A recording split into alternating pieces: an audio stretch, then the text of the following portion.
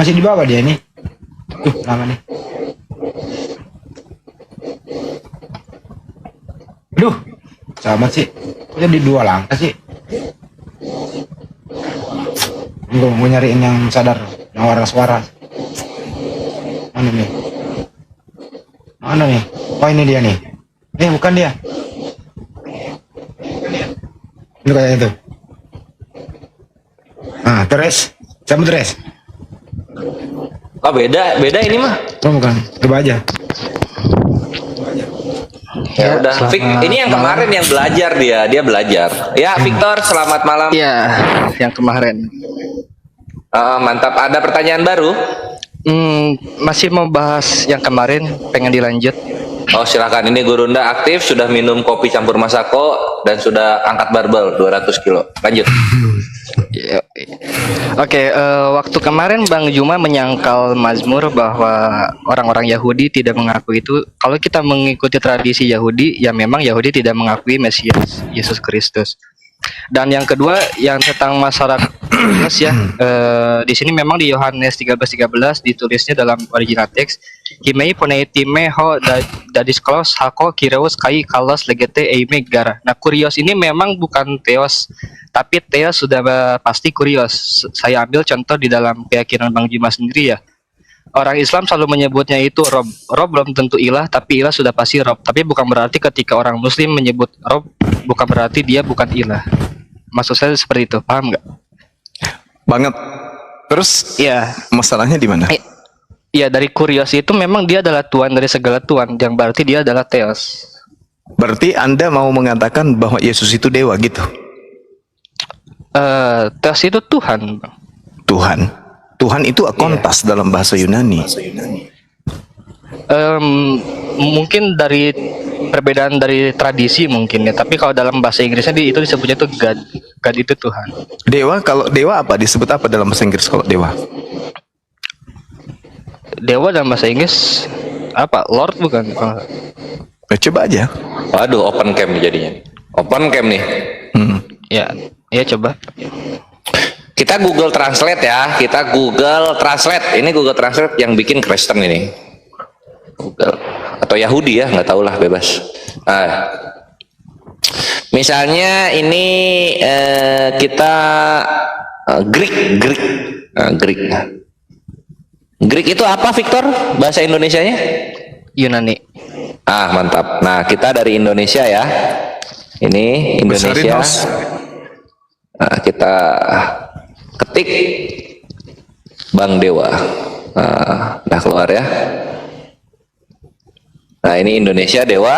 Sekarang ini ke Greek. Tuh. Theos. Kalau Tuhan? Nah, kita ke Tuhan sekarang. Tuhan. Arkontas. Ini ya, Tuhan Indonesia. Arkontas. Nggak pernah dipanggil Arkontas Yesus ya, Gurunda ya? Nggak pernah. Karena tentang Yesus itu tidak didapatkan di Yahudi, hanya didapatkan di Roma Yunani. Selamat datang di kebenaran. Tentang Kristen itu tidak didapatkan di Yahudi, tapi didapatkan di Romawi. Iya betul, karena memang sudah mengasihi Yesus. Oke, sekarang yang bukan kedua itu, bukan. Agama Kristen ini adalah agama independen yang berdiri sendiri dengan konsep theos, logos. Itu kitab Anda adalah kitab yang berdiri sendiri, bukan kitabnya orang Yahudi yang saudara-saudara Katolik pakai. Itu adalah kitab yang dibuat sendiri. Tari Saduran terjemahan Septuaginta milik orang Yahudi itu. Iya, ya, Gurunda aku nambahin ya Gurunda ya. Ini kayaknya Victor belum ngerti dia. Gini Victor, dalam Kristen seperti yang tadi Gurunda kasih ilmunya ya, ada arkontas, ada kyrios. Arkontas Tuhan, kyrios Tuhan. Nah, sama juga dalam Arabik itu ada Rob, ada Sayyid. Rob itu Tuhan, Sayyid itu Tuhan. Makanya kalau lihat di Biblos Arab, Yesus itu di Yohanes 13:13 bukan Rob dibilangnya, mu'aliman wa sayyidan, guru dan tuan. nggak dipanggil Rob. Udah pernah buka Bu bahasa Arab? Biblos bahasa Arab. Nggak paham Arab. Saya nggak paham Arab. Iya dia. Nah ini dikasih tahu sama kita gitu. Yohanes 13:13 tahu bunyinya apa? Ya, engkau menyebut aku guru dan Tuhan kan? Nah itu. Kalau misalnya sesuai pikiran Victor harusnya kan Rob di sana. Tapi di Biblos Arab itu Sayyidan. Kalau nggak percaya ini gue kasih lihat ya. John. Nah ini Kristen cabang Arab. Nah kita tuh nggak ada masalah sama Arab. Kenapa? Karena Tuhannya sama-sama Allah. Tapi kalau kita sama Kristen Indonesia, dia beda sendiri gitu. Istilahnya ngambil dari Kristen Arab, tapi keimanannya ngambil dari Kristen Roma. Nah di sini ya.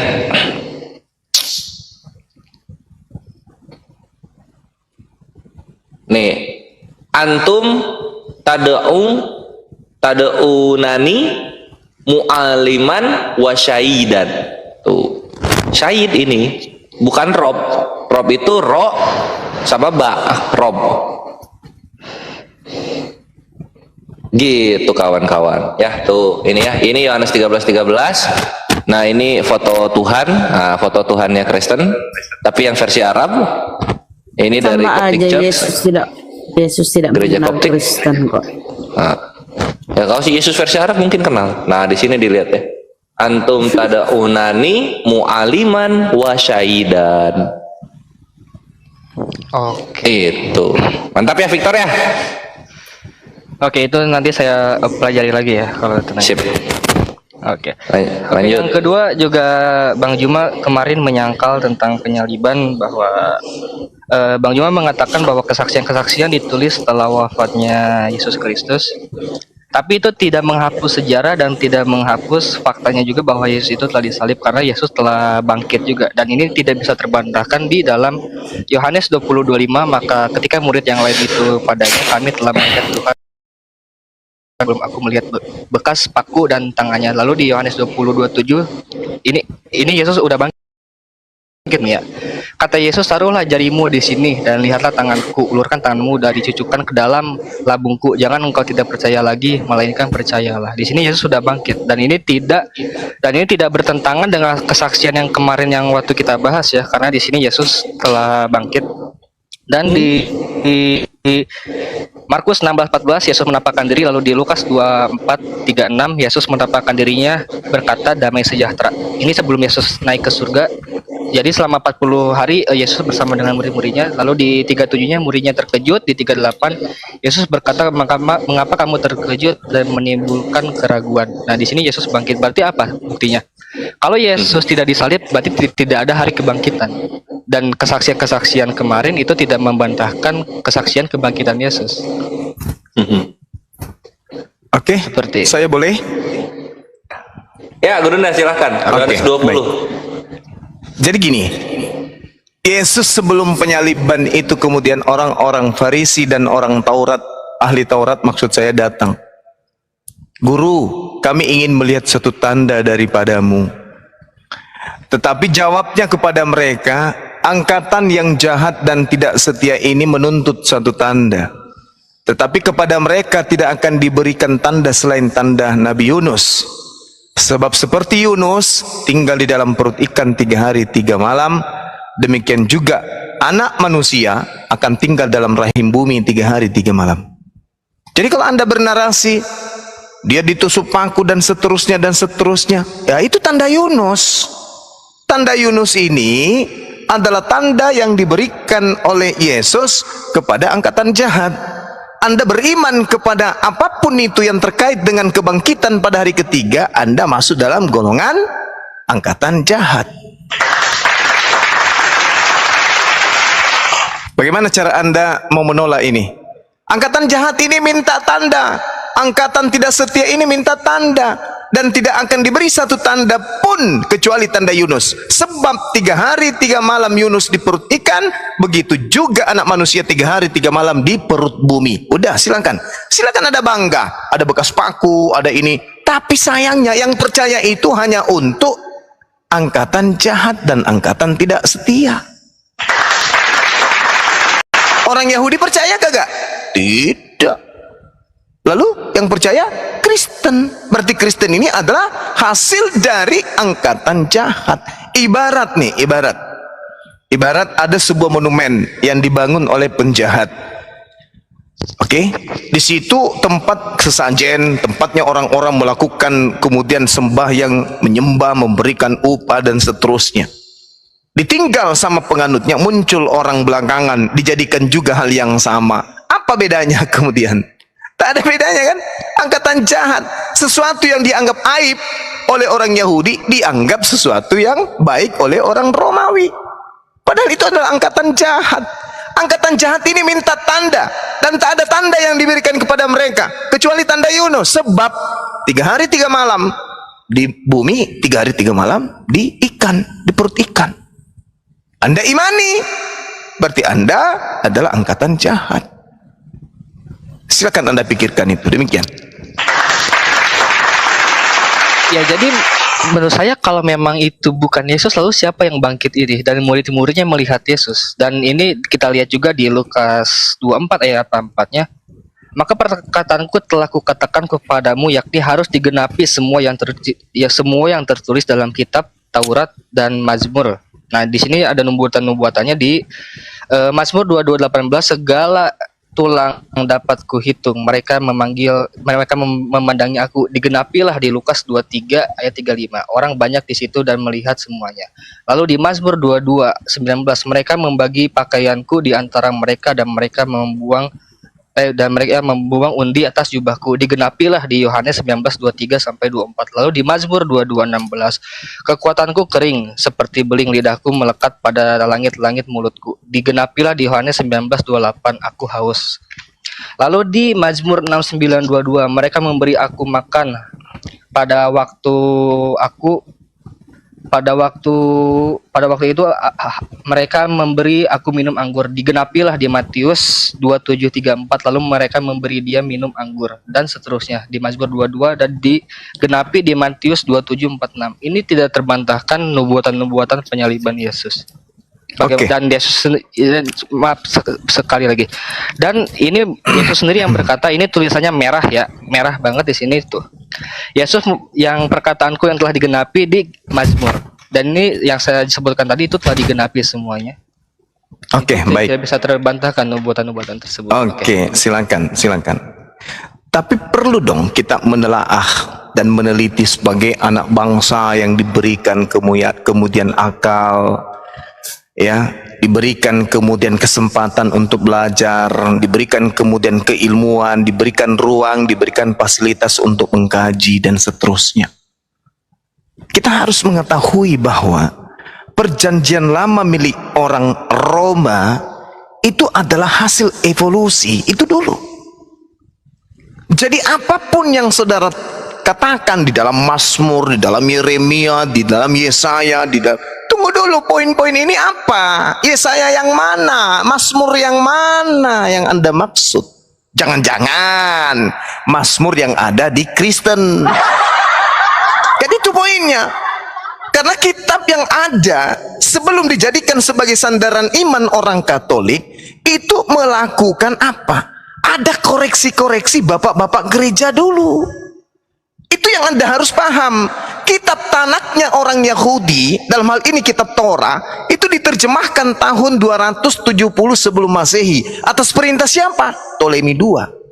Kepada siapa? Kepada rabi-rabi Yahudi. Yang kemudian di mana rabi Yahudi ini mereka sudah multi bahasa.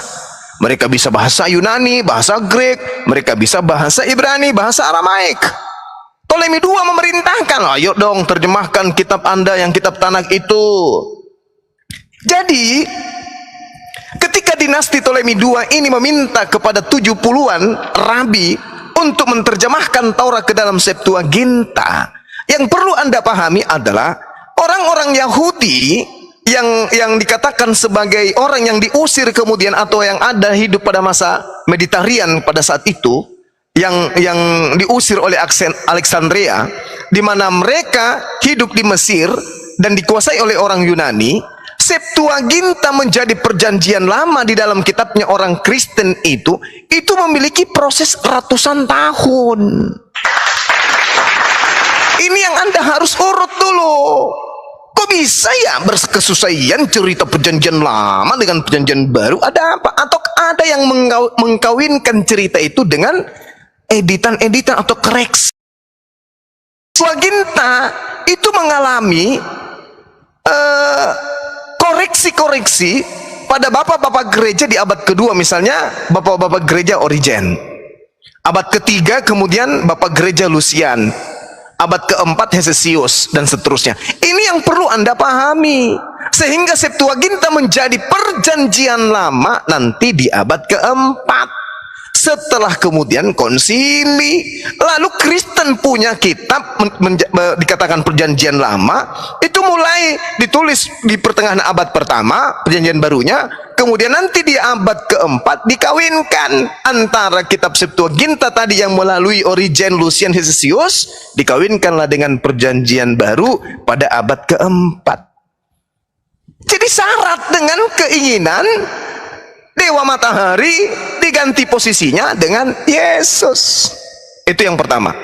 Kemudian yang kedua, ketika hal ini Anda jadikan sebagai acuan, ada nubuatan, ada gini nubuatan dan seterusnya, ada nubuatan dan seterusnya. Lalu kenapa harus terjadi pembantaian? Kenapa harus ada manipulasi? Kenapa harus ada kesepakatan kejahatan? Kenapa harus ada kesaksian-kesaksian palsu? Di mana pelakunya justru pemegang kitab yang Anda sebutkan tadi. Kan lucu. Contoh, di dalam Yohanes 11, banyak di antara orang-orang Yahudi yang melawat Maria dan menyaksikan sendiri yang apa yang dibuat oleh Yesus kepada mereka. Mereka percaya kemudian. Tetapi ada yang pergi kepada orang Farisi dan menceritakan kepada mereka apa yang telah dibuat Yesus. Imam-imam kepala, 1. Orang-orang Farisi, 2. Mahkamah agama, 3. Mereka berkumpul semua. Orang yang sudah ahli Mazmur ini, orang yang sudah ahli Yeremia, orang yang sudah ahli kitab-kitab yang Anda katakan tadi, nubuat digenapi, ini mereka ahlinya. Apa sih bapak gereja ini dibandingkan mereka? Apa sih pendeta? Apa sih pastor dibandingkan imam-imam kepala mahkamah agama? Mereka ini ahli Taurat. Mereka ini adalah ahli kitab. Mereka yang punya, mereka yang pewaris dari nabi-nabi. Imam-imam kepala orang-orang Farisi memanggil mahkamah agama, berkumpul mereka dan berkata, apa yang harus kita buat sekarang? Sebab Yesus ini banyak membuat mukjizat. Apabila kita biarkan Yesus, maka orang akan semakin percaya kepada Dia. Dan kalau itu terjadi, orang-orang Roma akan datang dan akan merampas tempat suci kita dan bangsa kita. Jadi orang Farisi, imam-imam kepala mahkamah agama khawatir kalau Yesus tetap dibiarkan bermujizat, jemaat-jemaat akan berlarian lebih banyak percaya kepada Dia. Dan kalau itu terjadi, maka apa yang diakibatkan? Bangsa Roma sebagai penguasa kala itu akan datang merampas tempat suci kita dan merampas bangsa kita. Itu alasannya. Sehingga kegelisahan mereka, kekhawatiran mereka itu melahirkan keadaan mereka harus mencari solusi. Mereka rapat kemudian. Baca di data 49 selanjutnya. Tetapi seorang di antara mereka, yaitu Kayafas, imam besar, coba. Kurang apa lagi ilmunya tentang kitab Tanak, tentang kitab Ketubim. Apalagi kekurangan orang ini. Dia imam besar pada tahun itu, berkata kepada mereka, kalian tidak tahu apa-apa dan kamu semua tidak insaf, bahwa lebih berguna bagi kamu jika satu orang mati, yaitu Yesus, untuk bangsa kita daripada seluruh bangsa kita ini binasa. Seorang imam kepala ngomong di podium, kalian tidak mengerti dan kalian tidak insaf. Adalah lebih baik satu orang Yesus mati untuk bangsa kita. Kenapa Yesus harus mati? Supaya bangsa kita tidak dirampas Roma. Jadi tidak ada hubungannya dosa waris, tidak ada hubungannya dengan hukum Taurat. Berlanjut lagi ceritanya. Hal itu dikatakan Kayafas bukan dari dirinya sendiri, tetapi sebagai imam besar pada tahun itu, Kayafas bernubuat. Nah, ini baru betul.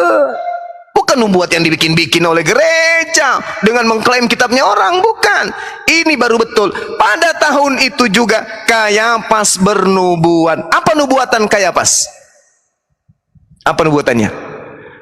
Yesus akan mati untuk bangsa Israel. Dan bukan hanya untuk bangsa yang ada pada masa itu, tetapi juga untuk mengumpulkan dan mempersatukan anak-anak Elohim yang bercerai-berai. Mulai hari itu mereka sepakat untuk membunuh Yesus. Apa yang dihasilkan ketika kemudian mereka sepakat membunuh Yesus? Apa yang dihasilkan? Mereka bersekongkol, mereka melakukan tipu muslihan, mereka melakukan kesaksian-kesaksian palsu. Kenapa mereka harus melakukan itu? Supaya Yesus mati. Apa tujuannya Yesus mati? Supaya mereka kemudian tidak terancam oleh penjajah Romawi. Mana dosa warisnya? Mana? Dosa warisnya mana? Dosa waris nanti dibuat pada abad keempat. Cerita-cerita yang dibangun kemudian berkesesuaian dengan Septuaginta, kitab-kitabnya, buku-bukunya Paulus in the gang. Tidak ada cerita itu muncul pada saat kejadian. Imam kepala mahkamah agama berkumpul, orang Farisi berkumpul, bahkan imam kepala bernubuat, Yesus harus mati untuk bangsa kita, agar kita tidak dirampas, bangsa kita, tempat suci kita tidak dirampas oleh Roma. Jadi tak ada hubungannya dengan Kristen ajaran Yesus itu, tak ada. Tak ada hubungannya ajaran Yesus ketika datang di tengah-tengah Bani Israel dengan ajaran Kristen yang ada di Katolik, di Roma, Vatikan, dan yang ada di Indonesia ini. Tak ada hubungannya. Hanya pandai-pandaian kalian aja namanya menyambungkan. Demikian.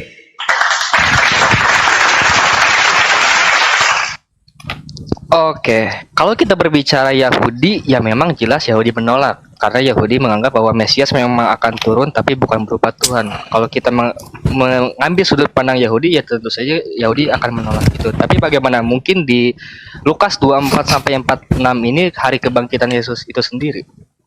Berarti ini tandanya Yesus benar-benar udah disalib, dia bangkit karena dia menguasai maut. Oke. Lalu, baik. ya, lalu kalau memang ini bukan Yesus, siapa yang bangkit ini? Dan ini tulisan merah ya, ini Yesus telah bangkit. Baik, baik. Sekarang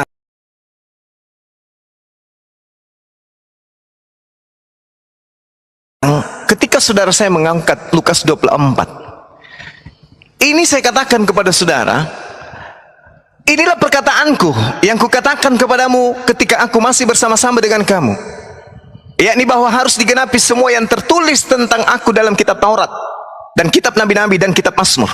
Harus digenapi.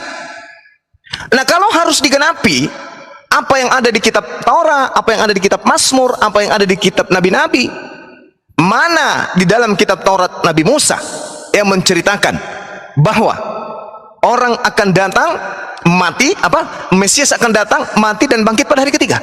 Itu tertulis di mana? Yang ada di dalam kitab Taurat, Mesias jangan kau bunuh, Mesias jangan kau salib, jangan kau aniaya, jangan kau korbankan, jangan kau keluarkan darahnya, jangan kau teteskan darahnya, jangan kau ganggu Mesiasku. Itu yang tertulis. Tapi kalau dikatakan Mesias menderita, mati, bangkit pada hari ketiga, itu di mana tertulis di Taurat? Sampai 2 hari kiamat, sebelum kiamat, kalian Kristen seluruh Indonesia tidak akan pernah mampu menunjukkan. Itu yang pertama. Kedua, kalau Anda membaca kisah para rasul Lukas 24 ini, satu perikop selanjutnya, maka Anda akan menemukan cerita-cerita yang menyajikan satu keadaan yang sangat-sangat bertolak belakang dengan iman saudara. Kita lihat apa yang diterangkan kemudian Lukas 24 nomor 36 dan seterusnya. Lukas 24 ini ketika bercerita tentang kejadian, misalnya nomor 36, kita lihat di sana.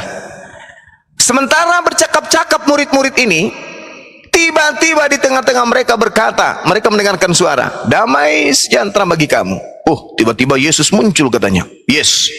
Apa yang terjadi? Apa yang terjadi? Setelah mereka mendengarkan suara, Assalamualaikum, damai sejahtera untuk kalian. Mereka terkejut dan takut dan menyangka mereka melihat hantu. Ayo, pakai logika. Pakai logika. Kalau Yesus mengajarkan, betul-betul mengajarkan kepada murid-muridnya orang Yahudi seperti imannya orang Katolik, maka apa mungkin murid-muridnya akan takut dan ketakutan? Oke, terkejut dan takut, mengira melihat hantu. Apa mungkin itu bisa terjadi? Contoh, seperti Katolik mengatakan Yesus telah mengajarkan dirinya mati dan bangkit pada hari ketiga kepada murid-muridnya. Oh ya? Andai saja itu betul, pada hari ketiga maka murid-muridnya akan menunggu detik-detik kebangkitan Tuhannya. Tapi apa yang terjadi? Karena mereka tidak pernah diajarkan oleh Yesus, aku akan mati dan bangkit pada hari ketiga. Maka ketika mereka mendengarkan guru mereka ditangkap, sesuai dengan Lukas 14 nomor 50, ketika Yesus disalib, ketika orang menangkap Yesus, seluruh muridnya lari meninggalkan Yesus. Sehingga yang mereka dengarkan cuman berita simpang siur. Gurumu sudah mati, guru kita sudah disalibkan dan sudah dikuburkan. Itu yang mereka dengarkan. Jadi mindset dalam pikiran mereka, mindset mereka murid-murid, guru kita sudah mati, sudah selesai, tutup buku, tak ada lagi cerita. Kok tiba-tiba pada hari Minggu muncul, apa yang terjadi? Mengira melihat hantu. Ada hantu.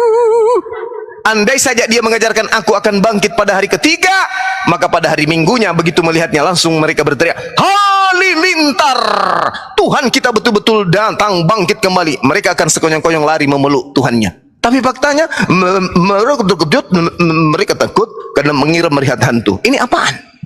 Mana ajaran kalau dia bangkit pada hari ketiga? Mana? Tak ada. Kok mengira melihat hantu? Sampai-sampai Yesus mengatakan apa? Mengapa kamu terkejut? Apa sebabnya timbul keraguan-raguan dalam hatimu? Lihatlah tanganku, lihatlah kakiku, aku sendirilah ini. Rambalah aku dan lihatlah, karena hantu tidak akan ada daging dan tulangnya. Coba, karena hantu katanya tidak akan ada daging dan tulangnya. Tapi murid-muridnya masih tetap aja ragu, masih tetap aja takut, masih tetap aja tidak percaya. Sampai apa? Yesus ingin meyakinkan mereka. Adakah pada kalian ini memiliki makanan? Adakah di antara kalian punya makanan di sini? Lalu mereka memberikan sepotong ikan goreng. Wah, mantap. Pertanyaannya, Yesus diberi ikan goreng untuk dimakan untuk membuktikan dia Tuhan atau membuktikan dia hantu? Dikasih ikan goreng untuk membuktikan dia bukan hantu atau membuktikan dia Tuhan? Buktikan dia bukan hantu. Oh, Tuhan kita makan ikan goreng. Betul, dia bangkit. Hore. Ini ajaran apa? Yesus makan ikan goreng untuk meyakinkan muridnya bahwa dia bukan hantu. Dengan demikian, bahwa apa yang terjadi di tragedi Tanda Yunus itu betul. Barang siapa yang percaya kepada Tanda Yunus, berarti mereka adalah angkatan jahat. Ternyata Yesus versi Bible tidak pernah mengajarkan dirinya bangkit pada hari ketiga, disebabkan karena dia begitu ada di tengah-tengah muridnya minta ikan goreng. Pertanyaannya, ikan goreng untuk mendeteksi dia hantu atau mendeteksi dia Tuhan? Silakan. Ya, pertanyaan itu memang untuk membuktikan bahwa dia telah bangkit gitu. Jadi ini sekaligus membuktikan bahwa memang dia telah disalibkan. Lalu kita lihat di Lukas 24:46-nya ada tertulis Mesias harus menderita dan bangkit di antara orang mati, dan dia telah bangkit, membuktikan itu semua. Nah, mana di Taurat tertulis begitu? Saya belum nemuin sih. Nah, enggak ada. Saya sudah puluhan tahun, ini guru saya ada Hisugi, tak pernah kami temukan dalil dalam Taurat bangkit mati pada hari ketiga. Tak pernah. Tidak pernah. Enggak ada itu cerita itu. Ya, silakan. tapi di sini Yesus sendiri yang berkata ada tertulis Mesias harus menderita dan bangkit di antara orang mati. Mungkin ada, hanya saja saya belum menemukannya mungkin. Bukan mungkin ada. Saya udah puluhan tahun berdialog dengan Kristen, pendeta, kelas apapun. Tak ada satupun di antara mereka yang membuktikan itu ada di Taurat. Jangan di Taurat deh, susah. Di Bible versi Indonesia aja. Ada nggak? Kitab Kejadian, Imamat, apapun itu. Ada nggak? Tak akan pernah ada. Artinya bahwa Lukas ini menulis sesuatu yang tidak ada. Menulis sesuatu yang tidak ada. Begitu, saudaraku. Silakan. Oke.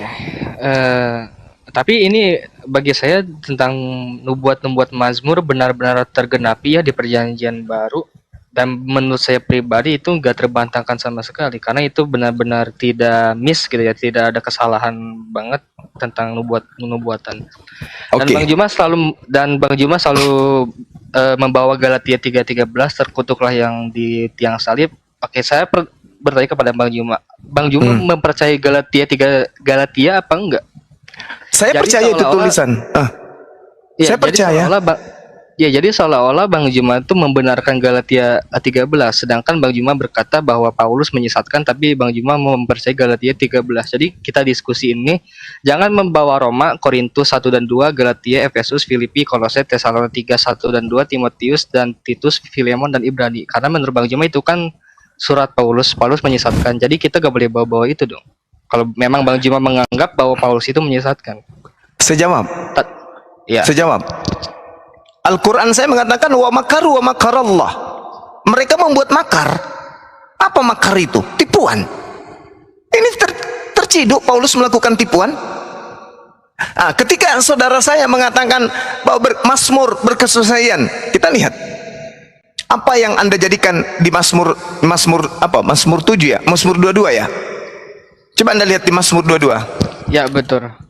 Coba lihat Mazmur 22. Mazmur 22 18 dan 22 19, lalu 23 sampai 24 dan 22 16. Oke. Kalau yang Anda katakan Ya, di dalam data 18, oke. Mari kita lihat di data nomor sebelumnya, nomor 2-nya. Oke. Allahku, ilahku, mengapa engkau meninggalkan aku? Ini menurut saudara ini masih Yesus. Bagi saya itu masih Yesus karena Oke. ini digenapinya ini digenapinya di Matius 27:46. Di Oke. situ Yesus berkata Eli lama sabachthani. Oke. Mengapa engkau meninggalkan? Di sini ada kata meninggalkan bukan? Oke, 1. Ya. Data selanjutnya, ilahku, aku berseru-seru pada waktu siang, tetapi engkau tidak menjawab. Dan berseru pada waktu malam, tapi tidak juga aku tenang. Yesus memang masih ada di tiang salib pada malam hari.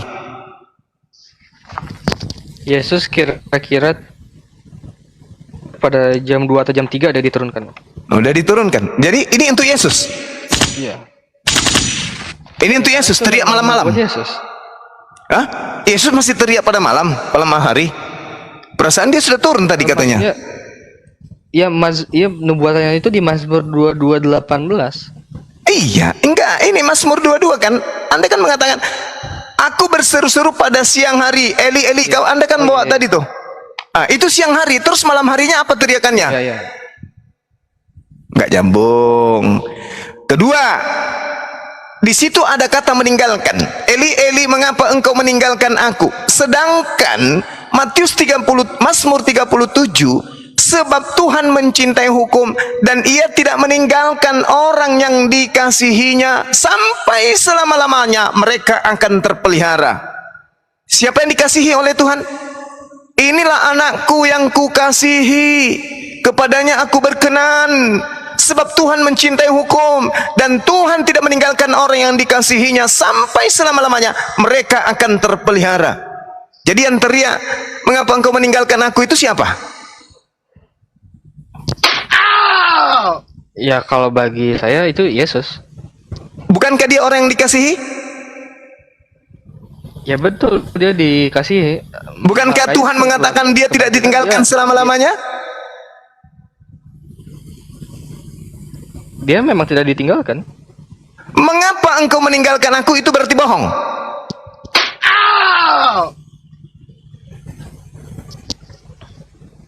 Aduh, kena lagi gua.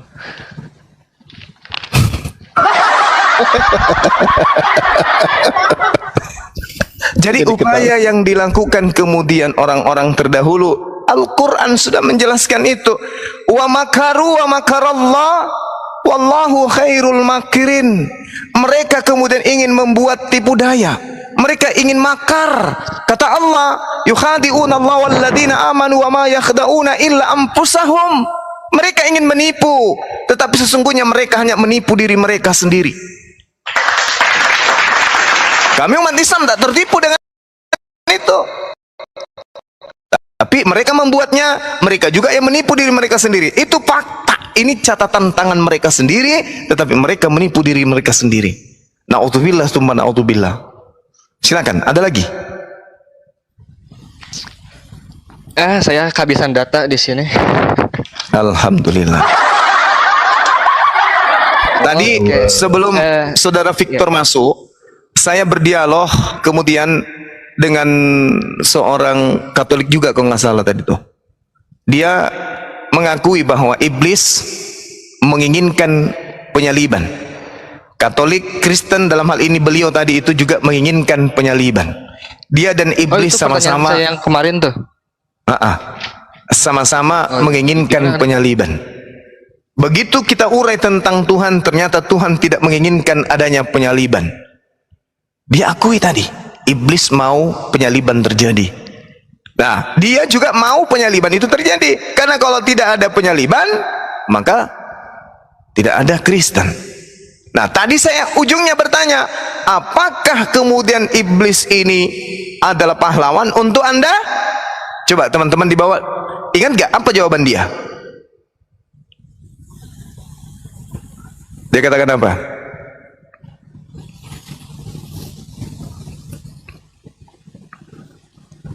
Iya katanya.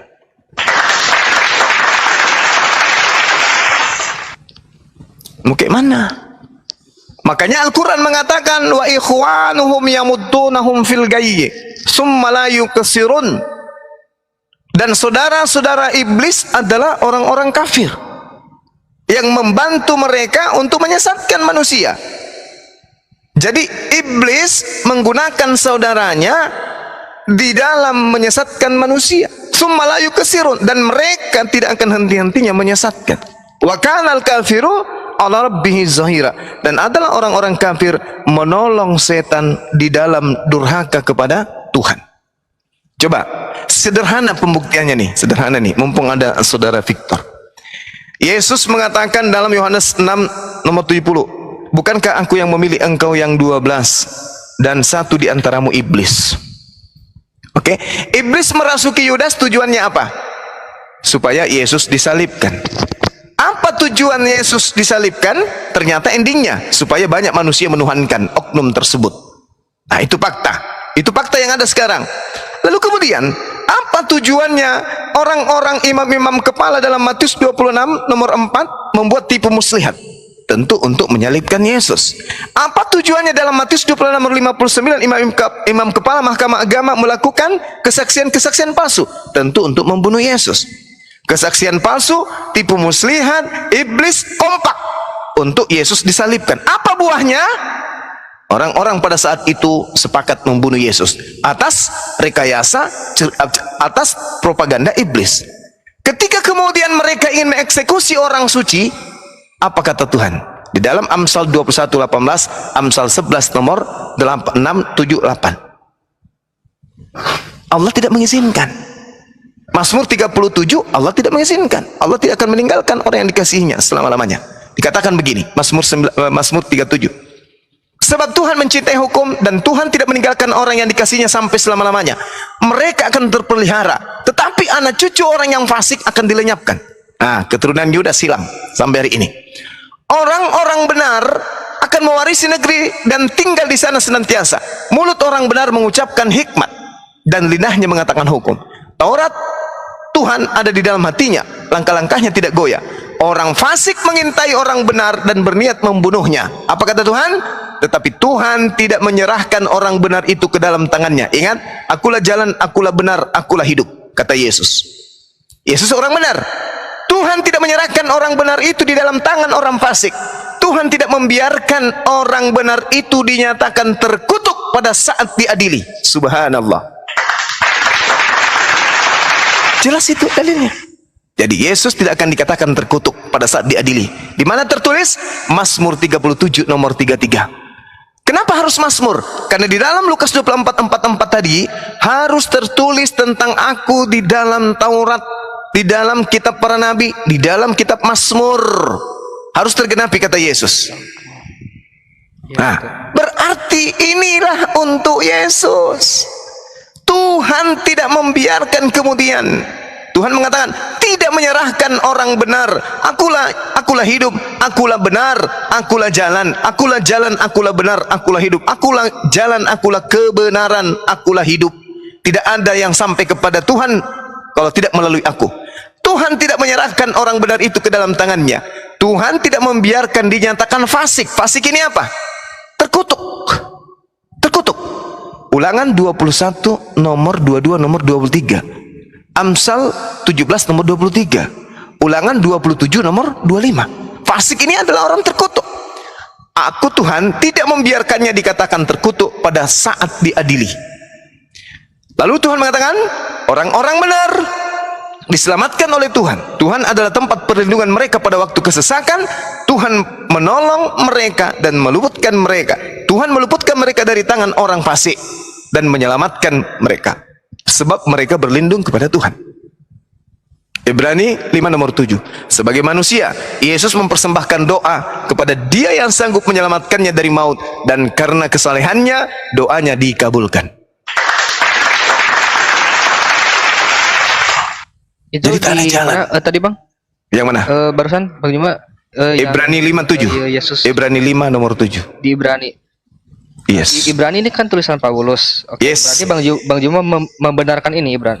Kan Tuhan sudah mengatakan dalam Al-Quran, karena kefasikan mereka, karena penolakan mereka terhadap Nabi Isa alaihissalam, mereka membuat makar. Tetapi Allah membalas makar mereka itu sendiri. Maka mereka membuat tipuannya makan mereka sendiri.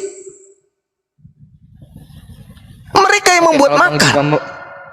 Oke, kalau Bang Juma membenarkan Ibrani, berarti harus juga membenarkan Filipi juga, karena Filipi di Filipi 2:7-8 Tuhan mengosongkan dirinya, mengambil pas orang hamba dan menjadi sama dengan manusia.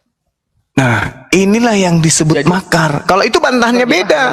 Jadi ya oke, jadi saya juga bingung. Bang Juma menganggap Paulus itu sesat, tapi Bang Juma juga membenarkan Ibrani, sedangkan Ibrani juga tulisan Paulus.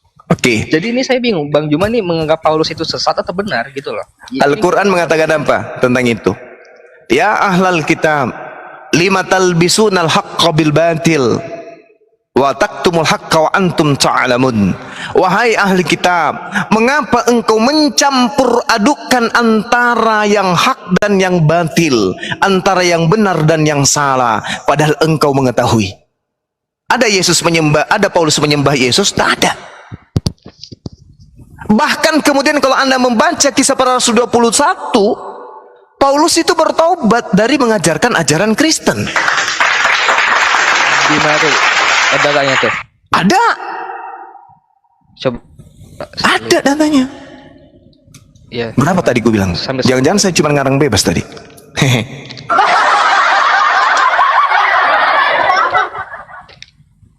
Biar saya lihat juga soalnya.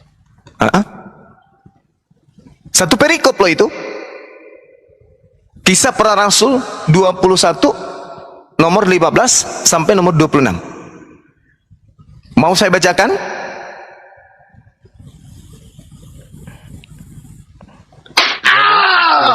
Oke, baik.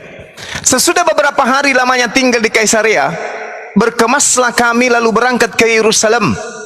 Jadi dari luar kota Yerusalem mau masuk nih ceritanya. Bersama-sama dengan kami turut juga beberapa murid dari Kaisarea. Mereka membawa kami ke rumah seorang yang bernama Manason. Ia dari Siprus dan sudah lama menjadi murid. Kami akan menumpang di rumahnya. Ketika kami tiba di Yerusalem, nah ini ceritanya udah tiba nih. Semua saudara menyambut kami dengan sukacita. Pada keesokan harinya, pergilah Paulus bersama-sama dengan kami mengunjungi Yakobus. Semua penatua telah hadir di situ. Paulus memberi salam kepada mereka, lalu menceritakan dengan terperinci apa yang dilakukan oleh Tuhan di antara bangsa-bangsa lain oleh pelayanan Paulus. Mendengar itu, mereka memuliakan Tuhan. Lalu mereka berkata kepada Paulus, "Saudaraku Paulus, lihatlah, beribu-ribu orang Yahudi telah menjadi percaya dan mereka semua rajin memelihara hukum Taurat. Mereka semua rajin memelihara hukum Taurat. Tetapi mereka mendengarkan tentang engkau, Paulus, bahwa engkau telah mengajar semua orang Yahudi yang tinggal di antara bangsa-bangsa lain untuk meninggalkan hukum Musa. Sebab engkau mengatakan supaya mereka jangan menyunatkan anak-anaknya dan jangan hidup menurut adat istiadat kita, yaitu hukum Taurat. Jadi bagaimana sekarang? Tentu mereka akan mendengar bahwa engkau telah hadir di Yerusalem ini, sudah kembali ke Yerusalem. Sebab itu, wahai Paulus, lakukanlah apa yang kami katakan ini. Di antara kami ada 4 orang bernazar. Bawalah mereka bersama-sama dengan engkau. Lakukanlah pentahiran, pensucian dirimu bersama-sama dengan mereka. Dan tanggunglah biaya mereka sehingga mereka dapat mencukurkan rambutnya. Maka semua orang akan tahu bahwa kabar yang mereka dengar tentang engkau di luar sana itu tidak benar sama sekali. Oke? Supaya orang mendengarkan, supaya orang tahu kalau kamu dilihat mempersembahkan kemudian pentahiran dirimu dengan persembahan seperti tradisi kita, maka mereka akan tahu segala kabar yang mereka dengar tentang engkau itu sama sekali tidak benar, melainkan bahwa engkau tetap memelihara hukum Taurat. Tetapi mengenai bangsa-bangsa lain yang telah menjadi percaya, sudah kami tuliskan keputusan kami, yaitu mereka harus menjauhkan diri dari makanan yang dipersembahkan kepada berhala, dari darah, dari daging binatang yang mati dicekik, dan dari pencabulan. Pada hari berikutnya, Paulus membawa orang-orang itu serta dengan dia, dan ia mensucikan, dia mentahirkan diri bersama-sama dengan mereka, lalu masuk ke bait Allah untuk memberitahukan bila mana pentahiran akan selesai dan persembahan akan dipersembahkan untuk mereka masing-masing. Subhanallah. Kira-kira kalau orang Yahudi melakukan persembahan, apa persembahannya? Manusia atau hewan? Paulus di sini mempersembahkan apa? Hewan atau manusia? Subhanallah. Ini Paulus bertaubat dari mengajarkan ajaran Kristen. Apa kata imam pada saat itu? Tetapi mengenai bangsa-bangsa lain yang telah menjadi percaya, sudah kami tuliskan keputusan kami, yaitu mereka harus kembali memelihara hukum-hukum. Lalu kemudian apa kata orang itu? Bawalah mereka bersama kamu, wahai Paulus, lakukan pensucian, pentahiran dirimu bersama-sama dengan mereka, dan tanggunglah biaya mereka sehingga mereka dapat mencukur rambutnya. Maka semua orang akan tahu bahwa ternyata segala kabar yang mereka dengar tentang engkau sama sekali tidak benar, melainkan bahwa engkau tetap memelihara hukum Taurat. Mencoba untuk melakukan tipu muslihan. Lalu apa yang terjadi dengan Paulus?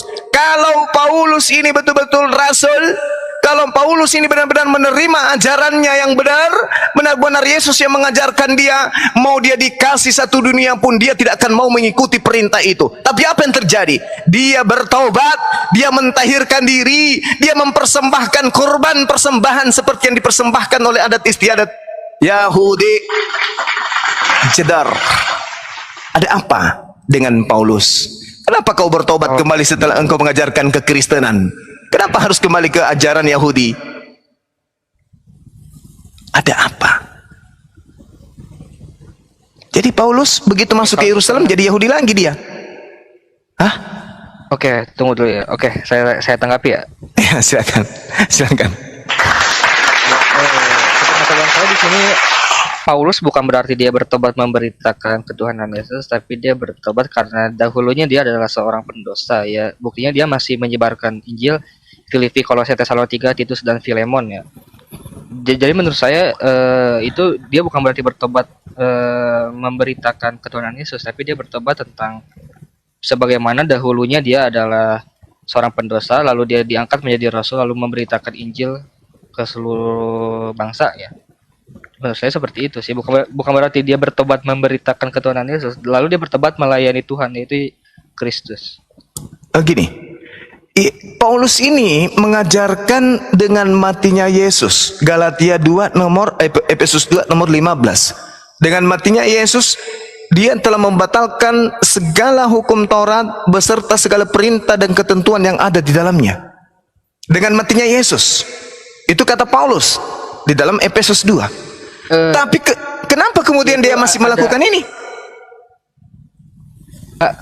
ada Kenapa dia masih melakukan pentahiran, mencukur rambut, mempersembahkan persembahan? Kenapa dia masih melakukan ini?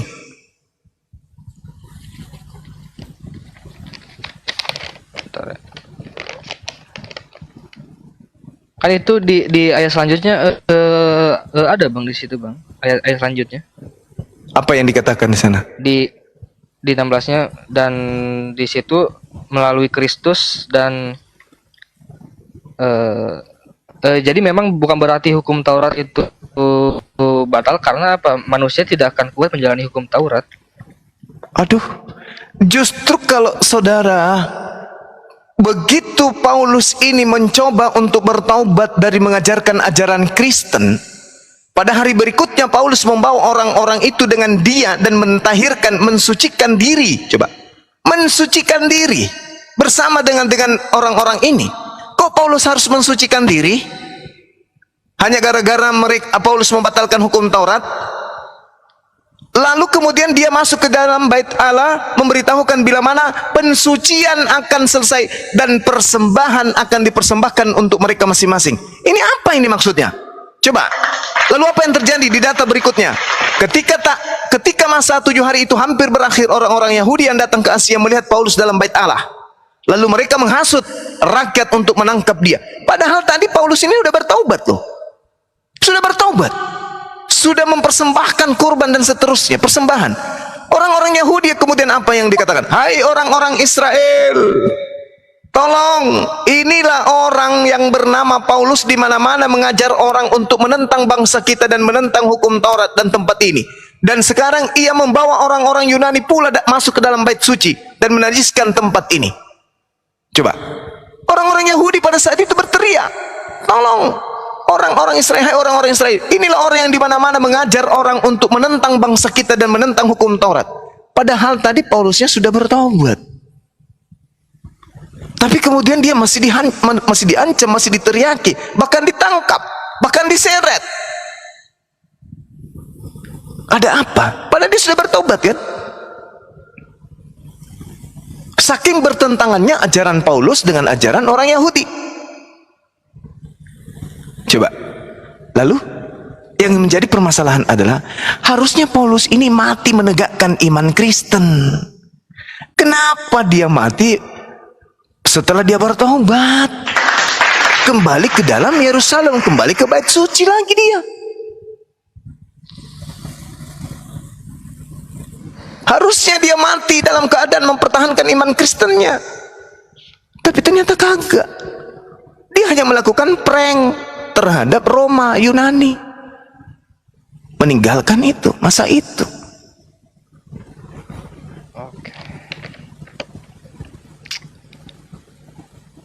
Oke, itu saya jadikan PR mungkin ya. Saya masih belum bisa jawab kalau itu. Oke, topik yang kedua kita berbicara tentang Bang Juma selalu mengatakan bahwa waspada kepada nabi-nabi palsu, yang Bang Juma mengatakan bahwa engkau menyebut bernubuat dengan namaku, terus dan selanjutnya dan seterusnya mengusir setan dengan namaku. Itu menurut saya itu adalah sebuah perumpamaan ya. Karena memang tidak semua Kristen itu masuk ke dalam kerajaan surga, melainkan dia yang melakukan kehendak Bapa. Saya ambil contoh juga di dalam keislaman sendiri, koreksi saya kalau salah, di Al-Mu'minun, celakalah bagi orang-orang yang sholat, yaitu orang yang lalai terhadap sholatnya. Dan di sini juga sholat bukan berarti menyelamatkan umat muslim kan. Begitupun ketika di Matius tersebut, yang pada hari itu aku akan berterus terang, itu adalah orang yang tidak melakukan kehendak Bapa di surga. Jadi memang tidak semua Kristen masuk ke dalam surga. Maksudnya seperti itu. Bukan berarti orang Kristen menyebut Tuhan itu masuk ke neraka atau dan seterusnya. Itu adalah orang yang tidak melakukan kehendak Bapa di surga. Contohnya seperti itu. Oke, sudah? Udah? Saya tanggapi boleh ya? Suara saya kedengaran nggak ini? Oke, baik. Ada. Saya ambil dari Al-Quranul Karim terkait dengan orang yang sholat. Kada aflahal mu'minun alladzina hum fi salatihim khashi'un. Orang yang khusyuk dalam salatnya. Walladzina hum 'anil la'wi mu'ridun. Orang yang menjauhkan diri dari perbuatan yang tidak berguna dan seterusnya. Walladzina hum lizzaqah fa'ilun. Yang menunaikan zakat dan seterusnya. Walladzina hum li furujihim hafizun. Orang yang memelihara syahwatnya. Lalu kemudian dikatakan oleh Allah, walladzina hum ala salawatihim yuhafizun. Serta orang yang memelihara salat. Ulaika humul warithun. Mereka itulah orang yang mewarisi. Alladzina yarithunal firdaus, yakni yang mewarisi surga Firdaus. Jelas ini. Lalu bagaimana orang yang lalai dari salat, yang kemudian bertobat, memperbaiki diri dan seterusnya? Allah mengatakan di dalam Al-Quran, dalam surah At-Taghabun, bagaimana orang-orang yang ada di dalam Islam yang menyatakan kemudian dirinya beriman kepada Allah dan beriman kepada hari akhirat. Allah mengatakan, yauma yajma'ukum liyaumil jam'i dzalika yaumut taghabun wa may yu'min billah wa ya'mal shalihan yukaffir anhu sayyi'ati wa yudkhilhu jannah tajri min tahtihal anhar khalidina fiha abada. Ingatlah pada hari di mana manusia dari sejak Adam sampai manusia terakhir akan dikumpulkan semuanya. Itulah hari di mana manusia akan diungkapkan dosa-dosanya. Dan barang siapa beriman kepada Allah dan mengerjakan kebajikan, niscaya Allah akan menghapuskan kesalahan-kesalahannya. Jadi yang beriman kepada Allah dan beriman kepada hari akhirat lalu beramal saleh, Allah mengatakan apa? Allah menghapuskan kesalahan-kesalahannya dan memasukkannya ke dalam surga. Mereka kekal di dalamnya selama-lamanya. Nah, sekarang kita masuk. Oke, cukup segitu. Ke Matius dulu. Nah, sekarang kita masuk ke dalam Matius nih. Waspadalah terhadap nabi-nabi palsu yang datang kepadamu dengan menyamar seperti domba. Artinya non-Yahudi nyamar Yahudi. Tetapi sesungguhnya mereka adalah serigala yang buas. Dari buahnya kamu akan mengenal mereka. Nah, dapatkah orang memetik buah anggur dari semak duri dan buah arak dari rumput duri? Demikianlah pohon. Jadi ceritakan pohon. Demikianlah pohon yang baik menghasilkan buah yang baik. Maksudnya ajaran yang baik, agama yang baik akan menghasilkan penganut agama ajaran yang baik. Jadi kalau agama itu baik, maka agamanya umatnya akan baik. Sedangkan pohon yang tidak baik menghasilkan buah yang tidak baik. Tidak mungkin pohon yang baik itu menghasilkan buah yang tidak baik. Agama yang baik, agama yang benar maksudnya. Jadi pohon ini adalah agama. Sedangkan buah itu adalah ajaran. Ataupun pohon yang tidak baik itu menghasilkan buah yang baik. Dan setiap pohon yang tidak menghasilkan buah yang baik pasti ditebang dan dibuang ke dalam api. Jadi dari buahnya kamu bisa mengenal pohon itu. Dari buahnya. Jadi kalau buahnya sudah ada yang rusak, buahnya sudah ada kelihatan sebagai buah palsu, nabi palsu, maka semuanya agamanya yang salah. Batangnya yang harus ditebang. Bukan oknumnya saja, tapi agamanya. Kan Yesus mengatakan, setiap pohon yang tidak menghasilkan buah yang baik. Artinya, setiap agama yang tidak menghasilkan kemudian ajaran yang baik akan dibuang dan dilemparkan ke dalam api. Dari buahnya kamu melihat dia memanggil aku Tuhan, bermujizat pakai nama Yesus, mengusir setan pakai nama Yesus, apalagi bermujizat pakai nama Yesus, bernubuat pakai nama Yesus. Agama ini pohon, ajarannya itulah yang kita lihat, memanggil Yesus, bernubuat pakai nama Yesus, itu ajarannya. Jadi kalau ada ajaran agama yang kemudian mengajarkan memanggil Yesus Tuhan, bernubuat pakai nama Yesus, mengusir setan pakai nama Yesus, tetapi tidak melakukan kehendak Tuhan yang ada di langit, kehendak Tuhan adalah apa? Perjanjian lama. Maka dia akan dienyahkan, kata Yesus, enyahlah daripada aku, kalian semua adalah pembuat kejahatan. Nah, andai saja Bung, 1 menit terakhir, andai saja orang yang berbicara dengan Yesus pada saat itu berkumpul dengan kita hari ini, orang-orang yang Yesus katakan waspadalah akan datang kepadamu, nabi-nabi palsu.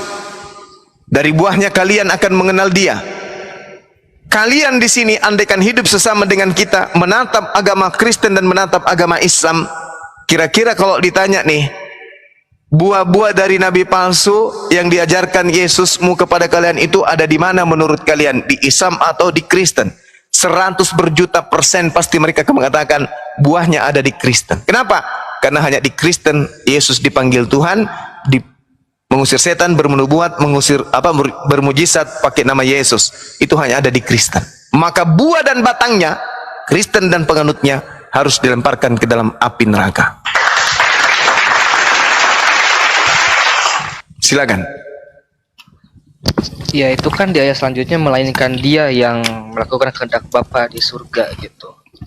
Oke. Sekarang di mana kehendak Bapa di surga ibadah di gereja? Itu ada di Kisah Para Rasul 7:48 sampai 49, lalu di 1 Korintus 3:16, di Kisah Para Rasul 20 sampai 20 ayat 28, dan di Efesus 2:21 sampai 22, lalu Matius 16:18 Yesus menyatakan, aku pun berkata kepadamu, engkau adalah Petrus dan di atas batu karang ini aku akan mendirikan jemaat dan alam maut tidak akan menguasainya. Itu adalah gereja. Kalau kehendak Bapa agar orang menyembah Yesus di mana?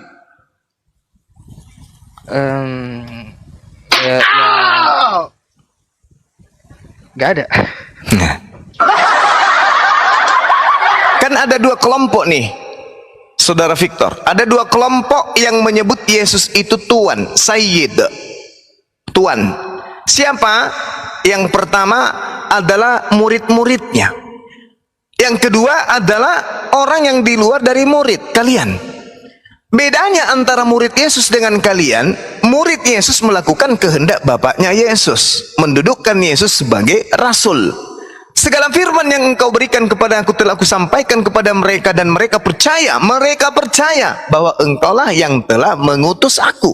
Murid-murid Yesus percaya bahwa Yesus itu adalah utusan.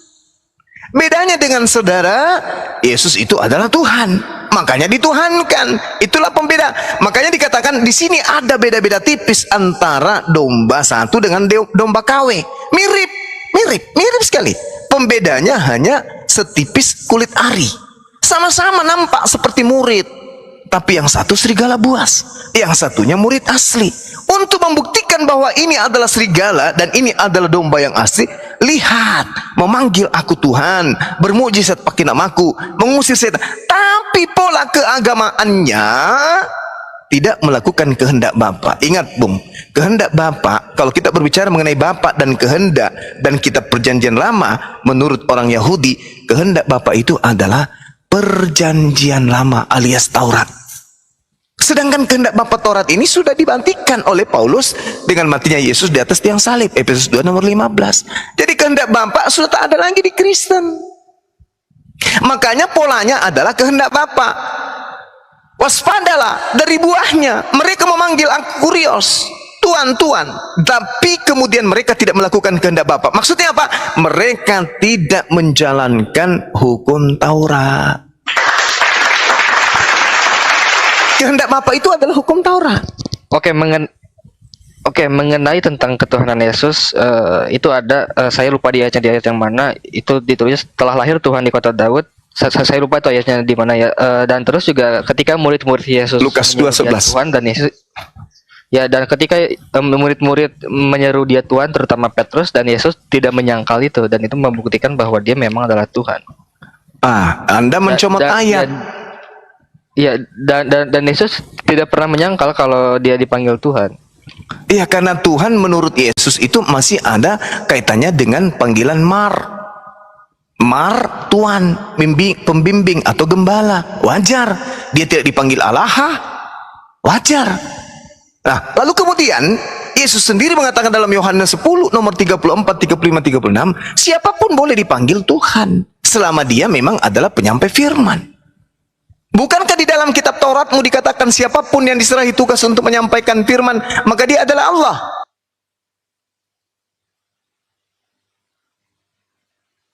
Waduh. Ada yang laporin kayaknya. Mantap Bang Victor diskusinya. Warahmatullahi wabarakatuh. Ya, waalaikumsalam warahmatullahi. Terima kasih Os, sudah ditarik Os. kok hilang? Ya, sepertinya ada yang report sambil nunggu kita ngisi waktu. Nah gitu dong Bang Victor diskusinya kan. Terima fakta, terima data gitu. Lambat laun kan Anda akan menerima data dan kebenaran. Iya, saya juga Setuju. diskusi pasti menggunakan data lah yang konkret gitu. Cuma gak asal ngomong doang gitu. Iya. Mantap, mantap, mantap, mantap. Tapi ini persoalannya siapa sih main report ini? Ada aja ya. Nah itu dia. Padahal asik diskusinya, nggak mengganggu. Ini ilmu, main report segala. Oke ya. Juga di marijuana bang, makanya saya sedikit-sedikit hafal lah isi-isi kitab. Oke. Boleh ya? Silakan. Kita lanjut ya, sedikit ya. Lanjut dulu. Iya. Jadi tadi itu di dalam Matius 7 itu nggak selesai sampai di situ. Bukan sampai enyahlah daripadaku kalian semua pembuat kejahatan, bukan. Bukan hanya sampai di situ. Di data nomor 24-nya dikatakan apa? Setiap orang yang mendengarkan perkataanku ini dan melakukannya, ia sama dengan orang yang bijaksana yang mendirikan rumahnya di atas batu. Kemudian turunlah hujan dan datanglah banjir, lalu angin melanda rumah itu, tetapi rumah itu tidak rubuh sebab didirikan di atas batu. Tetapi setiap orang yang mendengarkan perkataanku ini tapi tidak melakukannya, maksudnya Anda nih, saudara Victor, sudah mendengarkan perkataan ini tapi tidak melakukannya, dia sama dengan orang yang, mohon maaf, dia sama dengan orang yang bodoh yang mendirikan rumahnya di atas pasir. Kemudian turunlah hujan dan datanglah banjir, lalu angin melanda rumah itu sehingga rubuhlah rumah itu dan hebatlah kerusakannya. Nah, sekarang kita buktikan mana kehendak Bapa kemudian agar kalian menyembah Yesus. Tak ada.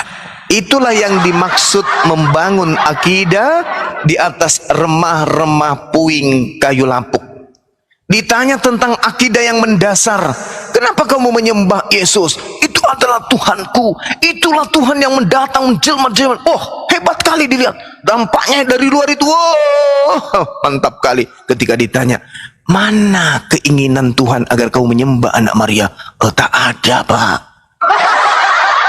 Seketika kena hujan, hancur rumah itu. Ternyata dia membangun rumah di atas pasir. Ini Yesus mengatakan itu. Mana perintahnya supaya orang itu menyembah Yesus? Mana perintahnya supaya ibadah hari Minggu? Mana perintahnya? Mana? Tak ada, Pak. Ini cuma kokohan aja. Oh, nampak dari luar aja hebat. Kalau menyanyi, bergemuruh sampai langit ketujuh. Ditanya hal sepele tentang akidah, mana legitimasi kemudian dari Yesus tentang ini, tentang itu?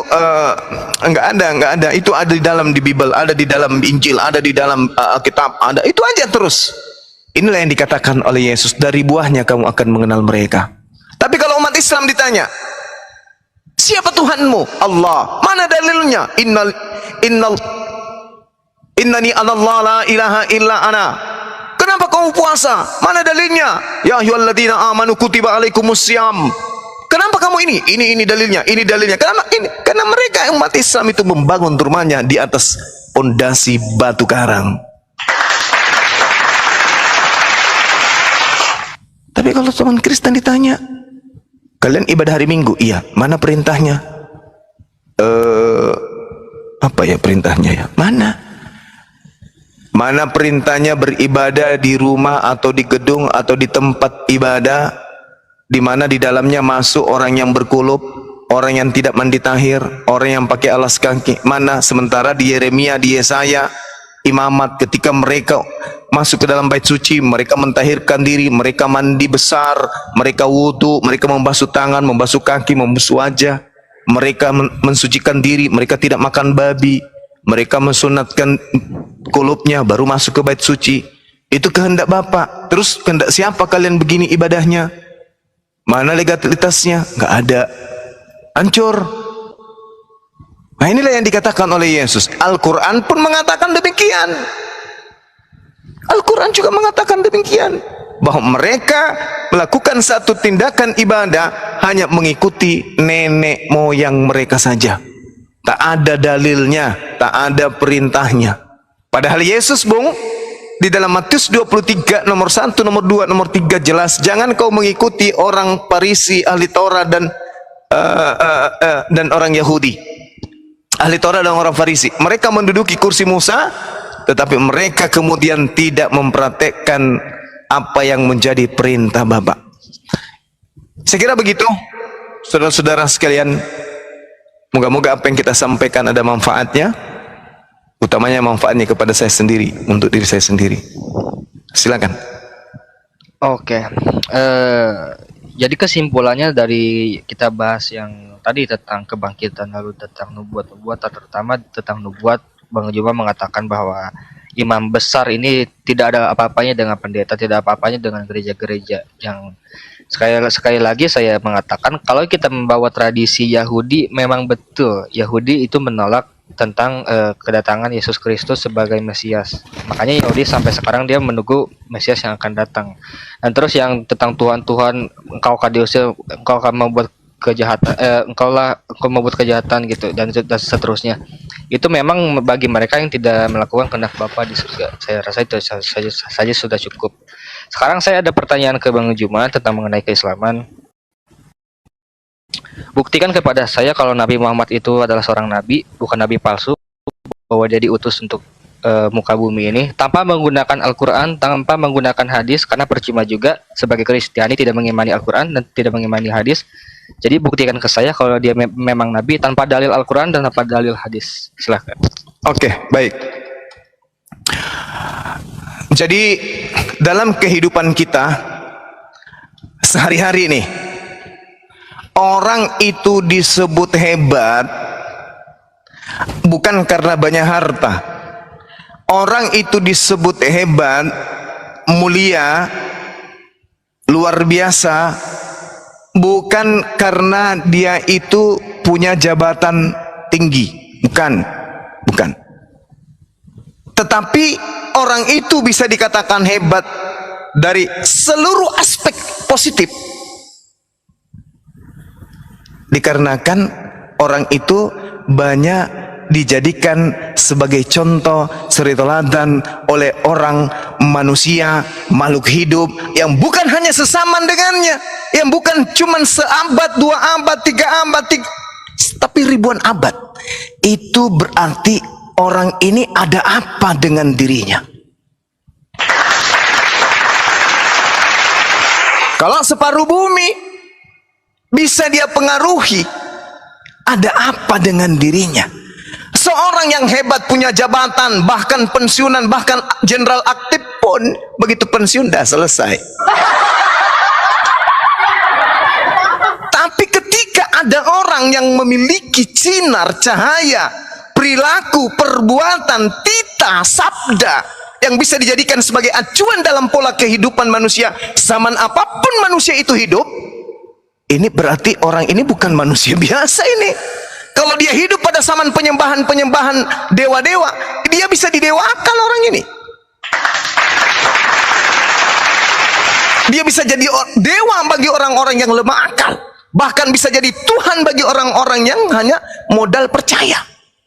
Bagaimana dengan baginda Rasulullah Muhammad sallallahu alaihi wasallam? Presiden kita sudah berapa di Indonesia ini? Semuanya ikut beliau.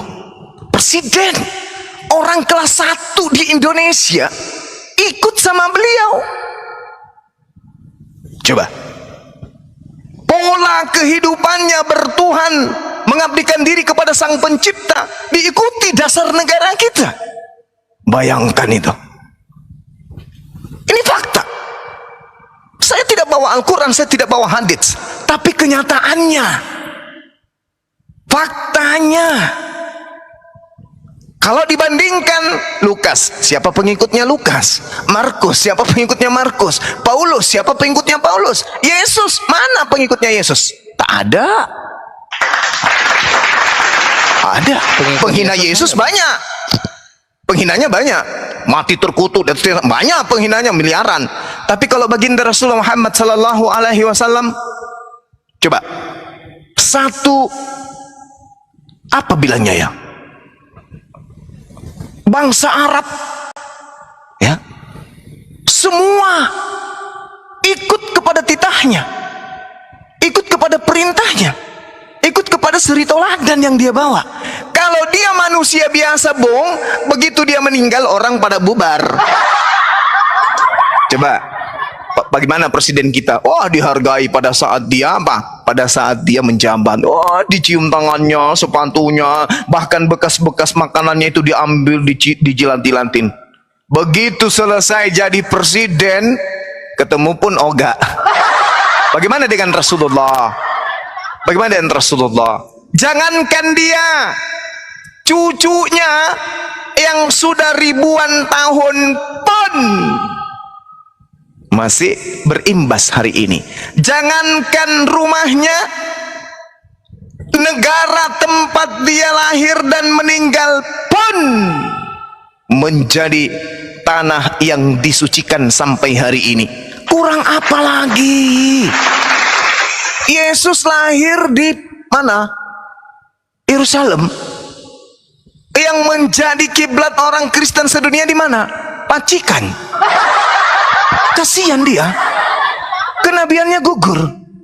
Nabi Musa di mana tempatnya lahir? Gugur. Kerajaan Daud di mana tempatnya pernah berdiri? Gugur. Baginda Rasulullah Muhammad SAW mendirikan sebuah kerajaan Mekah 1400 tahun silam. Pernah cahaya kerajaannya pudar sampai hari ini? Subhanallah. Kalau dia bukan nabi, dia bukan rasul, lalu apa? Dewa.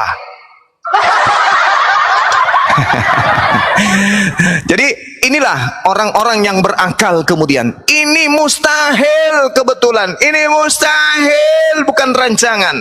Ini rancangan pencipta langit dan bumi untuk kemudian menjadikan sosok pemimpin, mengajarkan manusia jalan keselamatan kembali kepada Rabb, kembali kepada Tuhan. Hanya beliau satu-satunya. Saya hari ini, kalau saya mau menjadi Kristen, saya masuk ke gereja menyembah Yesus, bingung. Yesus gak pernah ngajarin seperti ini. Terus kemudian saya pulang dari gereja makan babi. Yesus gak pernah makan kayak begini. Lalu saya ibadah hari Minggu, saya begini. Yesus gak pernah kayak gini, nyanyi-nyanyi, salto-salto. Yesus gak pernah ngajarin. Jadi mau kayak mana? Tapi kalau saya sebagai Muslim, as-salatu khairum minan naum. Nabiku pernah melakukan ini, Rasulku pernah melakukan ini. Saya berzakat, saya berinfak, saya melakukan apapun. Ini Nabiku pernah lakukan. Bukti bahwa dia itu adalah Nabi. Dia bukan cuma Nabi, dia Rasul. Dia Rasulullah wa khataman nabiyyin. Bayangkan 1400 tahun silam, hidup di zaman jahiliyah, bisa-bisanya masih menjadi tokoh. Hampir separuh penduduk bumi. Coba, siapa beliau? Presiden Soeharto menjabat 30 tahun kurang lebih. Setelah itu buyar. Malah muncul orang-orang yang menghina menista dari orang-orang yang pernah dibaikin. Tapi Rasulullah 1400 tahun silam, orang Arab mana yang menghujat beliau? Bangsa Arab dari keturunan mana yang mencerca beliau? Tak ada. Tak ada. Sekurang-kurang ajarnya kemudian Syiah, mereka menghargai Nabi Muhammad. Coba. Jadi mungkin mana kita mau menolak kenabian beliau? Orang tuanya jelas, silsilanya jelas, terpelihara silsilanya dari Nabi Adam sampai ke dia, sampai ke beliau. Tapi kalau Paulus, nama bapaknya aja kita nggak tahu siapa. Nama bapaknya Lukas siapa? Nama bapaknya Markus siapa? Nggak ada yang tahu. Coba. Jadi inilah jawabannya. Andai saja saya ditanya, apa buktinya beliau nabi? Nabi itu adalah orang pilihan Tuhan, di mana Tuhan memberikan ilham wahyu kepada dirinya untuk dirinya. Sedangkan Rasul adalah nabi yang menerima wahyu untuk dirinya dan untuk orang lain. Nah, sekarang wahyu yang diterimanya itu apa? Sholat. Perintah sholat. Bagaimana dengan umat Islam yang miliaran ini? Apakah sholat? Berapa lama bertahan sholat itu? Udah 1400 tahun terjaga dengan baik. Ada yang berusaha memindahkan kemudian kiblat ke Indonesia?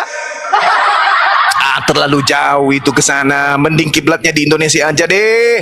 supaya orang Indonesia, mereka sekali-kali orang Arab dong yang datang berhaji ke Indonesia. Nggak bisa, Bung.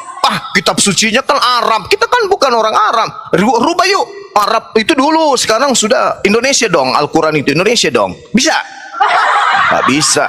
Sehebat apapun kebencian Eropa, bangsa Barat ke Arab, ke Islam, sebenci apapun mereka kepada Nabi Muhammad sallallahu alaihi wasallam, berkongkok-kongkok sedunia orang-orang kafir membenci Rasulullah dengan segenap kekuatan yang mereka punya untuk menggantikan Al-Quran menjadi bahasa Inggris atau bahasa yang mereka punya, tidak akan pernah sekuat apapun kebencian mereka kepada Rasulullah. Contoh simple aja, orang Amerika tidak senang dengan Rasulullah, dikatakan Rasulullah ini dan itu. Tapi ketika ada umat Islam di tengah-tengah orang Amerika akan minta Al-Quran. Wahai bangsa Arab, wahai Arab Saudi, di tengah-tengah kami punya penduduk minoritas agama Islam, tolong kirimkan Al-Quran. Tapi ingat syaratnya, Al-Quran yang Anda masukkan jangan pakai bahasa Arab, semua harus bahasa Inggris. Bisa? Bisa mereka melakukan itu? Tidak akan pernah bisa. Itulah bukti kenabian beliau, membawa hukum, tonggak tiang hukum yang meluluhlantakkan hukum-hukum yang ada di atas muka bumi 1400 tahun silam. Oke. Ini saya baca dia adalah abid. Abid itu apa ya? Abid terbaik. Abid maksudnya apa ya? Abid? Mana abid? Abid di sini dia adalah abid terbaik. Dia beribadah selama 3 jam, tapi bagi abdi saya mungkin ya. Ya, menurut saya, bagi saya tidak mungkin dia nabi palsu. Dia beribadah orang yang menyembah Tuhan, orang yang merendahkan diri, hamba Allah, abid, penyembah Tuhan. Iya betul. Ya, ahli ibadah. Di sini dia ditulis dia beribadah selama 3 jam. Bagi saya memang tidak mungkin dia beribadah kepada Tuhan yang hanya fiksi ya. Terus yang saya baca juga di sini, sebelum dia jadi nabi, dia orangnya yang jujur, amanah, dan dapat dipercaya. Tapi memang bagi saya tidak mungkin orang yang jujur, amanah, dan dapat dipercaya dia berbohong mengaku sebagai nabi ya. Bagi saya seperti itu. Ini sebelum dia jadi nabi, dia udah terkenal jujur dan amanah. Mungkin saya masih harus mempelajari lagi ya Bang Juma. Saya juga masih cari. Silakan. La ikraha fiddin, silakan. Ya, saya masih membanding-bandingkan keagamaan dulu mana, karena hidup ini bagi saya gimana ya, takutnya saya menyebut Tuhan yang salah, maka ketika saya mati saya masuk ke neraka, saya juga kan takut dengan sisa neraka. Makanya saya mencari kebenaran juga, mana Tuhan yang benar, mana agama yang benar, karena keimanan kita akan dipertanggungjawabkan setelah kita kematian ya gitu. Masya Allah. Ya, silakan. Ya, silakan. mungkin segitu aja dulu. Mungkin saat saya datang lagi. Baik. Maaf kalau ada kata atau ada kalimat yang kurang berkenan ya, Bung. Saudara Victor. Ya. Victor ini usia berapa sih? Ya, kenapa? Usia berapa sekarang? Saya masih muda, baru 24. Waduh, anak-anak kecil rumahnya. Alhamdulillah, Masya Allah. Ya, adik saya rumahnya ini. Iya. Oke Bang, cuma baik kalau ada salah kata ya. Sama-sama, saya pun minta maaf kalau ada kata-kata saya yang kurang berkenan. Oke. Siap. Salam. Salam. Apa sih salam? Oh, udah turun. Salam apa sih? Salam. Bukan. Bagus juga kata-kata. Buktikan Nabi Muhammad Bang Juma, tapi jangan pakai hadis, jangan pakai Al-Quran. Tapi jangan.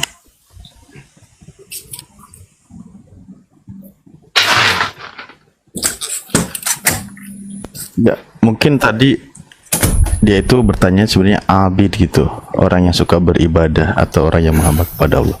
Bang Juma monitor. Cuma dia menyebutnya cuma abid. Wih, ada lagi nih Bang Juma nih. Satu nih. Bang Juma. Saya paman. Beliau kasihan lah lagi minum, bikin jangan kopi terus apa yang udah